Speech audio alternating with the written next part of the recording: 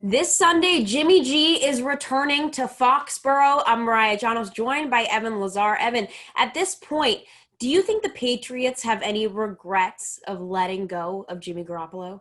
Well, I know this is going to be a topic all week, Mariah, and I understand why, but these types of things really irk me. It really bothers me that we continuously, 3 years later, have to keep on revisiting these sort of narratives. They're narratives, quite frankly. They're not anything concrete. This is all just talk radio fodder. And I think the biggest thing that you see with the Jimmy trade, if you would say that you would take the production that Jimmy's given San Francisco, where last year in the playoffs, let's face it, he was carried by his running game and defense to the Super Bowl. He attempted something like 9 passes in the NFC Championship game. That was not Jimmy Garoppolo leading them to the Super Bowl. That was the Niners system, the Niners team leading them to a Super Bowl.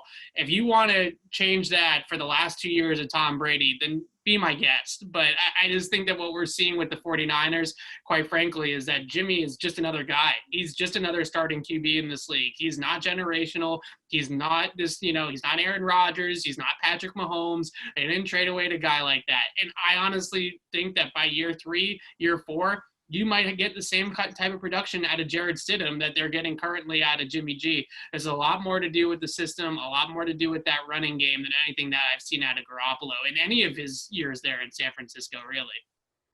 Now, Garoppolo coming off of an ankle injury, then he was benched for the second half a couple weeks ago. How do you think he's been looking?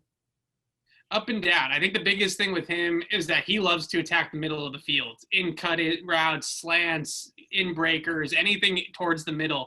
And some of these teams have done a good job, like the Miami Dolphins 2 weeks ago, did a great job of taking away the middle of the field and forcing Jimmy G to beat them with throws outside the numbers. And that's where the turnovers started to happen. So I think that if you're the Patriots, there's a very clear-cut way to go about this.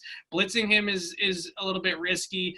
Opening the middle of the field is extremely risky because all he wants to do is get the ball out quickly and attack between the numbers. And if you can take that away from him, and that's quite frankly what made him a nice prospect for the Patriots, right? Because that's sort of their offense. But if you can take that away from him, like Miami was able to do with the robbers in the middle of the field or zone droppers in the middle of the field and force him to throw outside, that's when he really has some issues. And it's not necessarily with downfield ball placement. He just doesn't have the biggest of arms, and they don't have those outside weapons in San Francisco that really scare you like they have those inside guys like George Kittle or Deebo Samuel or all those groups of players that they have that can really tear you up between the numbers.